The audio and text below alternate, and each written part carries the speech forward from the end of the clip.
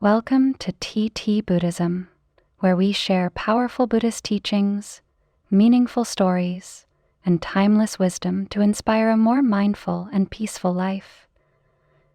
If you're seeking clarity, purpose, and peace in this busy world, you're in the right place. Today's story invites us to reflect on one of the most profound and sacred moments in the history of Buddhism, the final days of Gautama Buddha, the Enlightened One.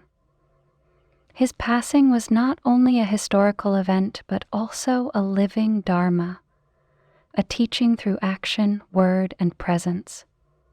It was the conclusion of a remarkable life and the beginning of a legacy that continues to awaken hearts across centuries. At the age of 80, knowing that his time on earth was coming to an end, the Buddha chose to take one last journey, a journey that was both physical and deeply spiritual.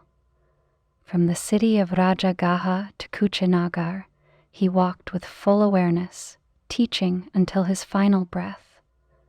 But was it just old age that led to his death? Or was there more to the story, a mystery, a lesson, perhaps even a quiet act of letting go? This episode explores the Buddha's final journey, his last teachings, the controversy of his final meal, and the sacred words he left behind. More than anything, it is a meditation on impermanence, compassion, and awakening, even in death. Stay with us to discover the untold story of how a life dedicated to truth ended, not in sadness, but in peace and liberation. Let's begin. The final journey begins, a path toward liberation. At the age of 80, the Buddha's body was frail, yet his mind remained sharp and luminous. After decades of teaching the Dharma to kings, monks, merchants, and seekers, he sensed that the final chapter of his life was approaching. But rather than withdrawing into rest or silence, the Buddha made a decision that surprised even his closest disciples. He would travel north to a place called Kushinagar. This journey would cover over 200 miles, beginning in the city of Rajagaha. To many, it seemed an unusual and even risky decision. Why would an elderly man already suffering from declining health choose to walk such a long distance on foot?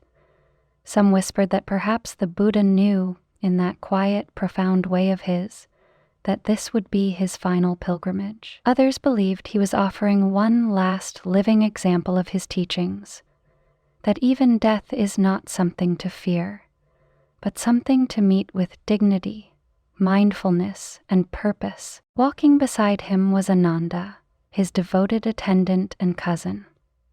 Ananda had followed the Buddha faithfully for years, and now, with deep concern in his heart, he accompanied his master through dusty paths, quiet villages, and thick forests.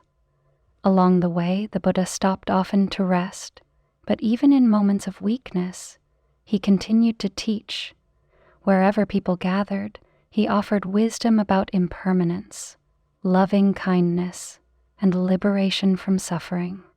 In each village, people came to greet him, some knowing it would be the last time they'd ever see him.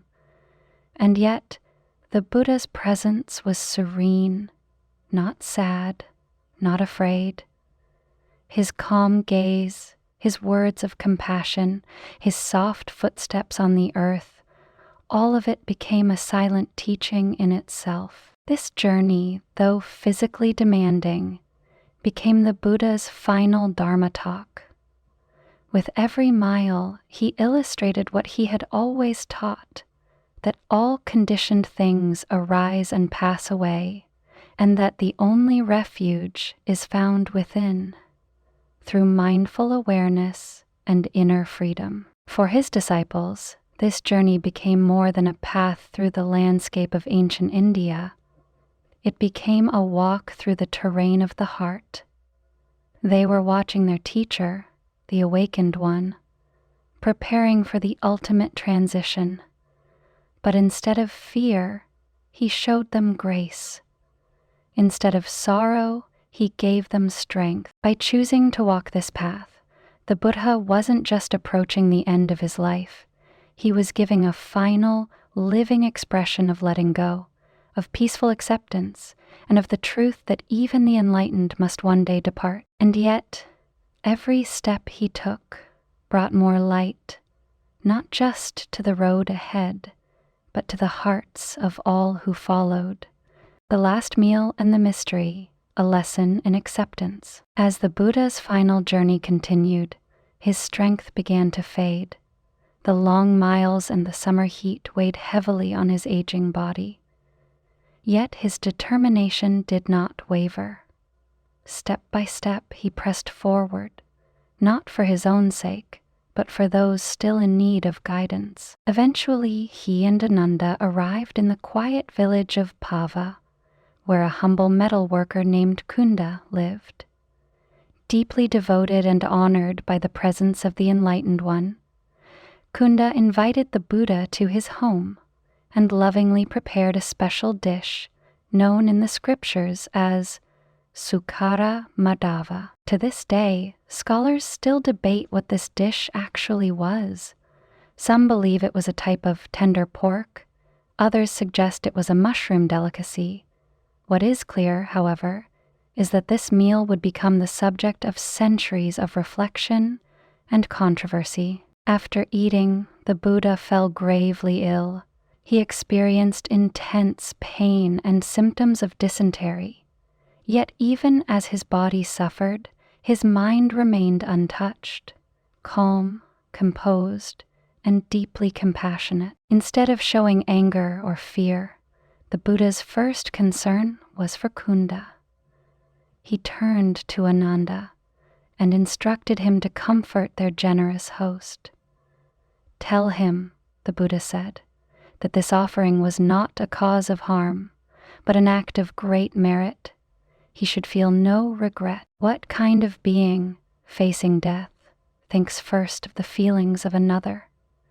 This moment reveals the depth of the Buddha's compassion and his unshakable practice of non-attachment and loving kindness. Over time, some began to wonder, was the Buddha poisoned, either accidentally or on purpose? Could this have been an assassination, or perhaps a tragic mistake? While the idea has stirred imagination for centuries, most Buddhist scholars today agree it was not foul play, but the natural toll of age, fatigue, and a harsh journey. What matters most, however, is not how he died, but how he responded, with complete mindfulness, with compassion for Kunda, with acceptance of his fate. The Buddha did not cling to life. He did not blame. He did not resist what was unfolding. He simply continued on his path toward Kushinagar, weakened but unwavering, knowing that his mission was not yet complete. That last meal, whether pork, mushrooms, or something else entirely, became more than just food. It became a powerful symbol of impermanence, of karma, and of how even the ordinary can carry great spiritual weight. In this simple act of eating, the Buddha offered a final lesson. Accept life as it comes. Embrace each moment, release regret, and respond with compassion. As he left Pava behind, the pain in his body grew stronger, but so did the brilliance of his example. Passing between the Sala trees, a sacred departure. The journey was nearly complete. The Buddha, weary yet unwavering, arrived at Kushinagar, a quiet, unremarkable town that would soon become one of the holiest sites in Buddhism. Though his body had grown weak, his presence remained radiant. He had reached the place he had chosen for his final rest. He instructed Ananda to prepare a spot for him to lie down between two Sala trees, whose wide branches stretched toward the sky. It was no accident that this place and these trees would witness his final breath. The Buddha had been born beneath a Sala tree, and now, as the circle of his earthly life came to a close, he would depart beneath them as well. As he lay on his right side in the classic lion's pose, with his head facing north and his body aligned with the earth, something miraculous occurred. The Sala trees, sensing the sacredness of the moment, bloomed out of season, showering soft petals over the Buddha's resting form.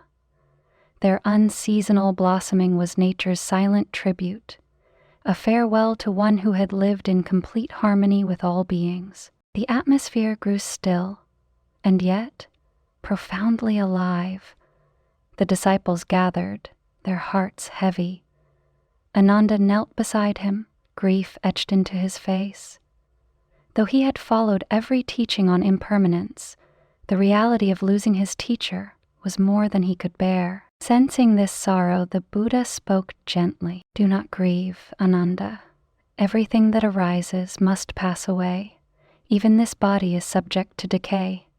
What matters is the path you walk from here." These words were not only for Ananda, they were for all of us. They remind us that even in death, there is no tragedy when there is understanding. When we live with awareness, the end is not an enemy. It is simply a moment of transition, a return. For the Buddha, this was not a time of fear or sadness. It was a teaching, just as every moment of his life had been.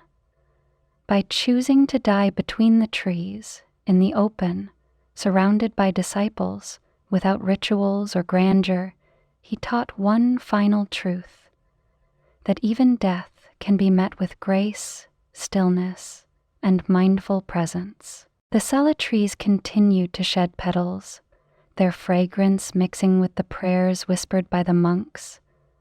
The sky turned shades of gold and lavender, as if nature itself was watching, honoring, and learning from this quiet passing. The Buddha, even in his final hour, gave no sermons with words, but his silence spoke louder than ever. The way he rested, the way he breathed, the way he let go, it was the ultimate expression of his teaching on non-attachment and liberation. In that still grove, between the blooming Sala trees, the Buddha prepared to cross the final threshold, not into darkness, but into freedom beyond birth and death. Final teachings to the Sangha. Wisdom before the silence. As the final evening descended over Kushinagar, a sacred hush blanketed the grove where the Buddha lay. The Sala trees continued to shower their pale blossoms. A circle of monks surrounded their beloved teacher, many of them struggling to hold back tears. This was not just the passing of a revered spiritual guide, it was the end of an era. Yet the Buddha, ever the teacher, saw this moment not as a time for mourning, but for one final opportunity to impart truth. With a clear voice, steady despite his failing body, he addressed the Sangha, his community of monks who had followed him faithfully, some for decades. He invited them, lovingly but directly, to speak up. "If any of you has doubt or uncertainty about the Buddha, the Dharma, or the Sangha, ask now. Do not wait until after I am gone and later regret your silence." There was a long pause, but no one spoke, not because they were afraid, but because they were certain. The Buddha's teachings had been clear, lived, and practiced. His disciples had absorbed his wisdom not only through words, but through the way he walked, the way he breathed, the way he let go. There was nothing left unspoken. Still, to preserve the Dharma for generations to come, the Buddha gave what would be known as the Four Great References, a set of guidelines to help the Sangha recognize what was truly his teaching after he was gone. He said, "Whatever teachings you hear should always be compared to the suttas and the Vinaya, the discourses and the monastic code. If they match, then you can accept them as my words. If not, discard them." In that simple instruction, the Buddha established a safeguard for truth, ensuring that future generations would not distort or dilute his message. It was his way of preserving the purity of the Dharma without clinging to his physical presence. Then, turning to Ananda, who had served him with unwavering devotion for over 25 years, the Buddha offered words that cut through sorrow like sunlight through mist. "You have done much good, Ananda. You have been beside me through all things. Now, let go of your grief. Make an effort and you too will soon be free from all impurities." To the very end, the Buddha was teaching, not just with words, but with presence.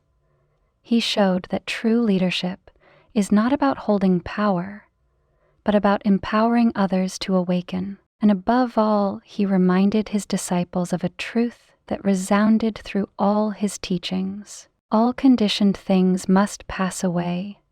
Strive on with diligence. This was no longer just a lesson, it was a legacy. The Sangha listened, not with their ears, but with their hearts.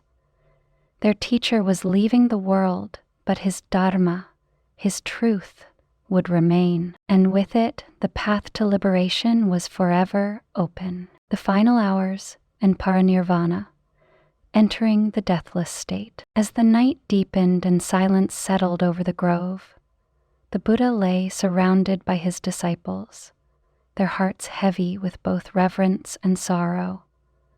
The stars above shimmered in the stillness, as if the entire universe was holding its breath. Every moment felt sacred, fragile, and yet filled with presence. Though his body had grown weak, the Buddha's mind remained as clear as ever. There was no fear in his eyes, no clinging to life, no regret, only peace. The kind of deep, boundless peace that can only arise from a lifetime of insight and inner freedom. Ananda, his faithful attendant, sat close, unable to hold back the tears welling in his eyes. Despite all his training, despite years of practicing non-attachment, the thought of losing his beloved teacher overwhelmed him. His sorrow was the sorrow of a student, a friend, a son. The Buddha noticed. With infinite compassion, he turned to Ananda and spoke gently. "Do not grieve, Ananda. Everything that arises must pass away. Even this body is subject to decay. Cling not even to this." These words were more than comfort. They were liberation.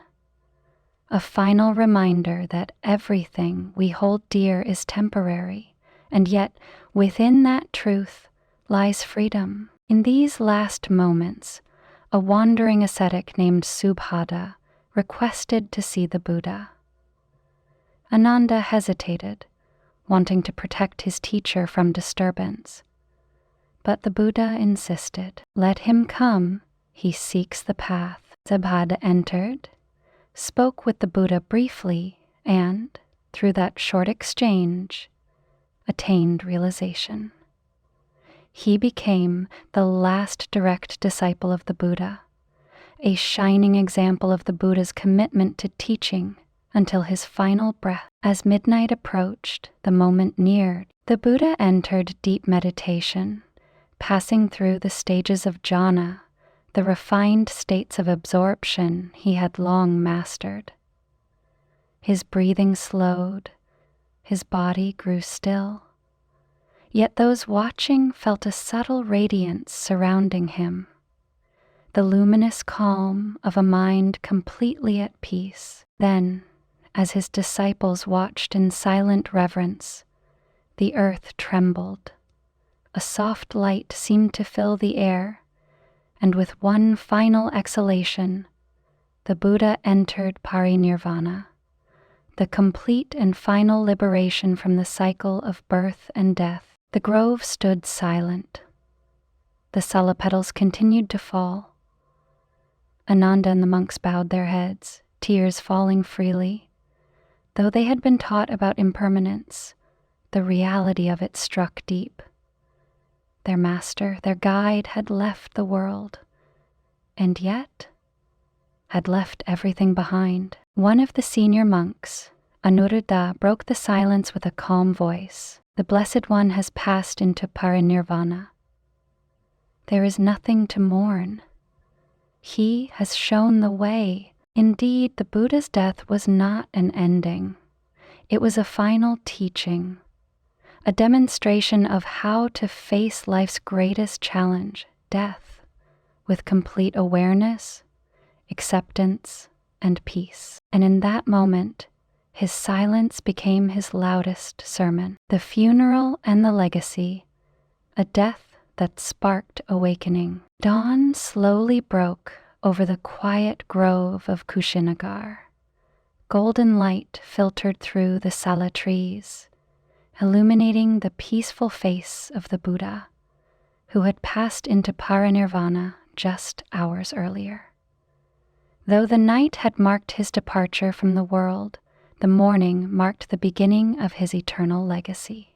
His disciples, still stunned by the weight of his absence, found themselves at a crossroads between sorrow and understanding. Some of the younger monks wept openly, their sobs breaking the morning stillness. "Too soon has the Blessed One left us," they cried, unable to bear the finality of it. Others sat in silence, their eyes closed in meditation, choosing to honor their teacher through mindfulness and presence. Anuruddha, one of the most advanced disciples, reminded them gently, "Friends, do not sorrow. Has not the Master taught us that all things pleasant and dear are subject to change and separation?" His voice, calm and unwavering, guided the grieving Sangha back to the very heart of the Dharma. Meanwhile, Ananda, carrying the deepest sorrow of all, rose to fulfill his duty. It was he who informed the Malla clan, the local rulers of Kushinagar, of the Buddha's passing. The Mallas were overwhelmed with both reverence and responsibility. They immediately began preparing for the funeral rites, understanding the historical and spiritual significance of what had just taken place. For 7 days, the people of Kushinagar, monks, lay people, nobles, and villagers, gathered to pay homage. They brought flowers, incense, and offerings of food. Musicians played celestial melodies, and the air was filled with chants of remembrance. Yet this was not a ceremony of mourning. It was a celebration of life, of truth, and of the man who had awakened to the ultimate reality. The funeral was conducted with deep reverence. The Buddha's body was placed in a golden coffin, perfumed with sandalwood and surrounded by garlands. According to tradition, 8 clans shared his relics, which would later be enshrined in stupas across the land. These relics became living symbols of the Dharma, spreading the presence of the Buddha far beyond Kushinagar. But perhaps the most significant event after his passing was the first Buddhist council, held shortly after the funeral. Led by the Arahant Mahakassapa, senior monks gathered to preserve the Buddha's teachings. With heartfelt precision, they recited his discourses and monastic code, the suttas and the Vinaya. This act of devotion became the foundation for Buddhism's survival and expansion. It allowed the Dharma to travel across centuries and continents, touching countless lives and guiding countless minds toward liberation. The Buddha had left no successor. He had left no written book. Instead, he left a living path, carried forward not by command, but by understanding, by those who had tasted the truth and would now share it. The man was gone, but the awakening he embodied had only just begun. Final message and reflection. Living the legacy. The Buddha's final breath was not an end. It was a beginning. In passing into Parinirvana, he offered his most powerful teaching yet, that everything, even the life of an enlightened one, is subject to change. All conditioned things are impermanent. Strive on with diligence. These were his last words, not of despair, but of empowerment. A reminder that we each hold the key to our own liberation. Over 2,500 years later, these words still resonate. The world has changed, but the truths the Buddha taught remain timeless. We still struggle, we still suffer, and yet we also still have the path, the Eightfold Path, the middle way, waiting for us with every breath. The death of the Buddha was not about loss. It was about transformation. His body may have been laid to rest, but his teachings were planted like seeds, blooming in the minds and hearts of those who continue to walk the path with mindfulness, compassion, and understanding. At TT-Buddhism, we believe every story is a mirror. The story of the Buddha's final days invites us to ask, if I knew my time was near, how would I live today? Would I cling or let go? Would I fear or awaken? Let this be your reminder. The practice begins now, not someday, not when conditions are perfect, but now, in this breath, in this moment. Thank you for walking with us today.